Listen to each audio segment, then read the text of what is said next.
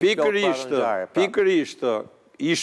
ky person që sajoj përsëri, përfitoj prap kauz me vrasjen e Azem Hajdari. Filloi me protestat e 6-ve, kur ato vajtën fund dhe nuk vinin me njerëz qytetarë dhe u katandisën në 70-80 veta, vinin këtu se kemi ndjekur vetë, jemi dëshmitar okular të situatës, atëre du i zgjetur patjetër kauza. 13 telefonata i ka bërë Azem Hajdarit atë ditë, që ishte në Fier, atje në një protest, që të vine patjetër në Tiranë.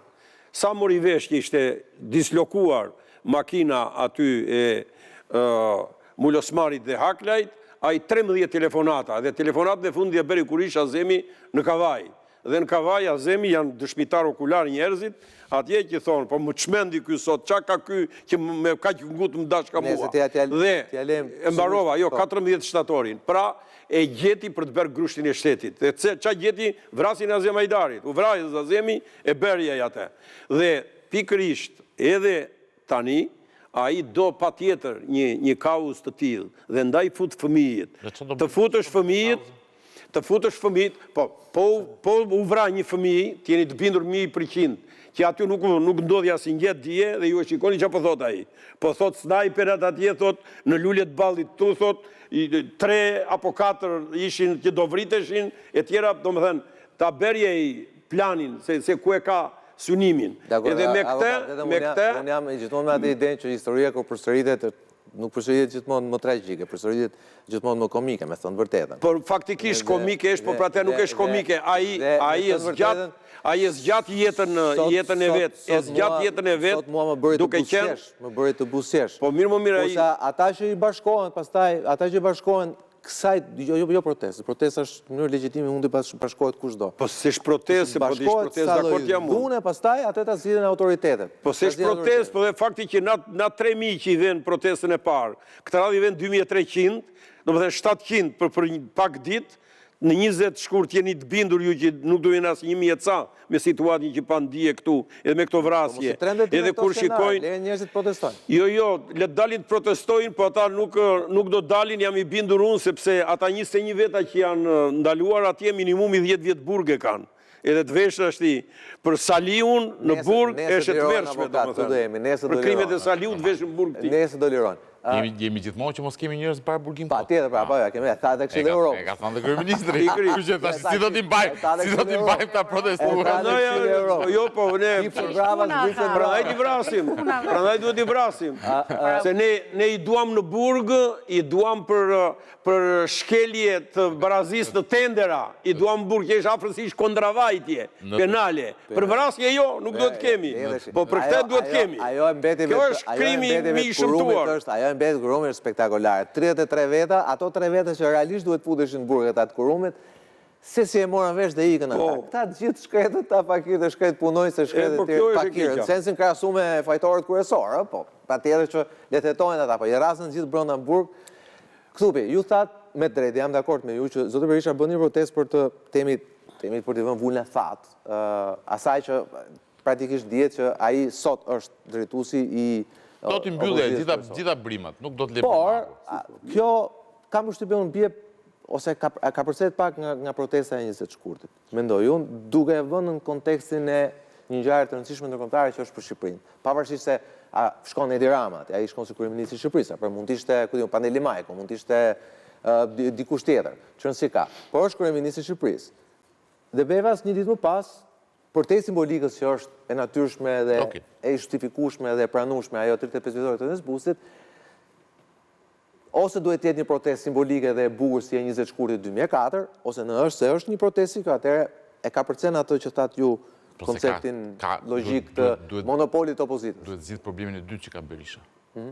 Berisha është sot te temi i papërfillur, nuk po them izoluar se është në term pa kuptim për mua, i papërfillur nga ndërkombëtarët. Do thonë nëse ti synon të kesh një qeveri teknike apo të kesh disa marrëveshje me majorancën territoriale, reformë zgjedhore, dhe kërkojnë vërtet marrëveshje të balancuara, jo marrëveshje të imponuara, ty duhet gjithmonë arbitrin ndërkombëtar.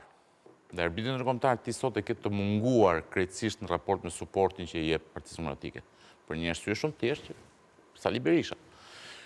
Dhe faktet historiku dhe i Sali Berishës ka provuar që sa herë që ati është dashur të fitoj suport ndërkombëtar ose të bëhet faktor, dhe të mjafton të kthehemi në 2024, në kuvendin e Republikës së Shqipërisë në 2024, ku mbajt 4 muaj me flakandan kuvendi për të arritur pastaj te amnistia penale, te kodi zgjedhor, ke periudha e mjaltit. Siç e donte doktori.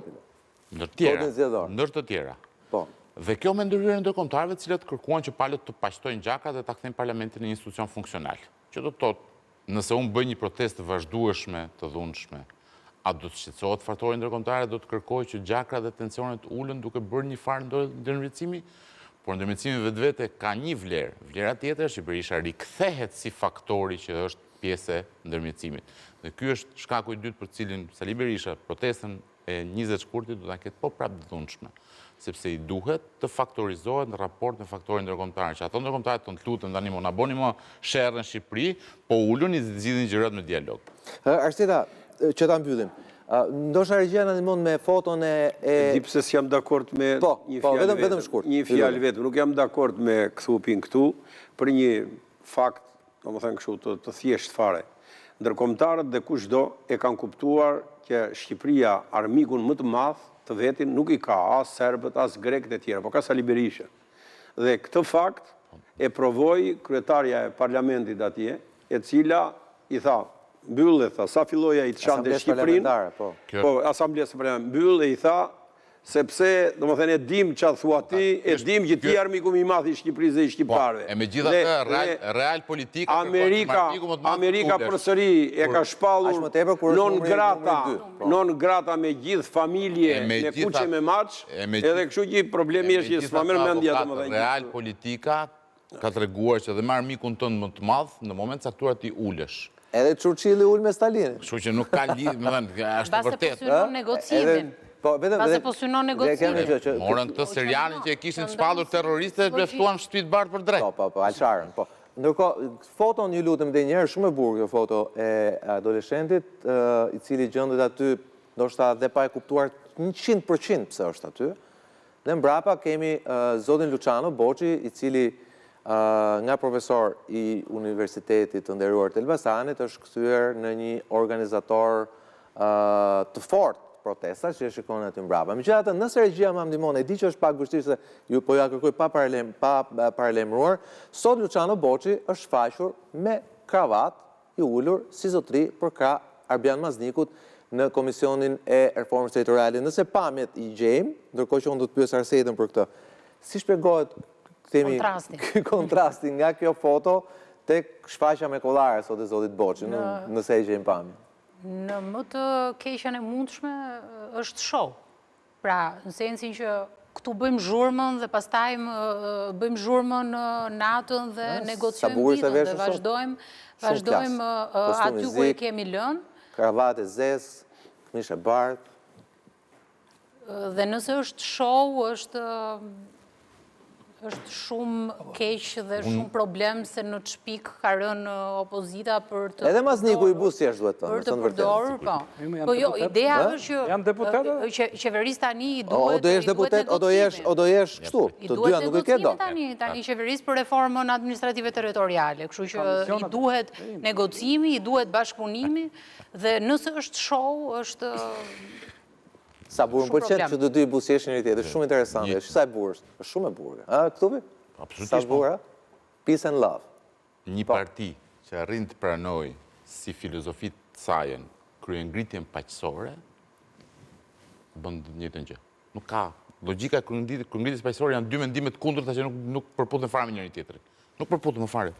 Është dy mendime orwellian, janë dy vendime... Jo, mund të ketë revolt paqësore, pra... Revolt paqësore është tjetër gjë. Kryengritje nuk paqësore nuk ka. Kryengritje është kryengritje, është vetëm me armë. Ka kryengritje. O paqësore nuk ka. O s'ka.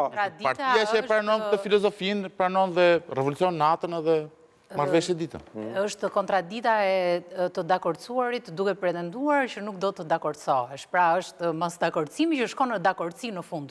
Dhe kjo bëhet thjesht për të bindur opinionin publik që ne jemi kundër kësaj. Unë nuk mendoj që ata e bëjnë sepse e kuptojnë rëndësinë edhe reformës administrative territoriale, e bëjnë sepse kanë një presion ndërkombëtar që duhet patjetër tulen dhe duhet patjetër ta bëjnë janë afatet e BE-s deri në korrika reforma administrative territoriale duhet të futet në fuqi. Dhe mendoj që është ky presioni që e bën, jo sepse ata duan realisht për të mirën e Shqipërisë, për të mirën e procesit, të ulen dhe të negociojnë.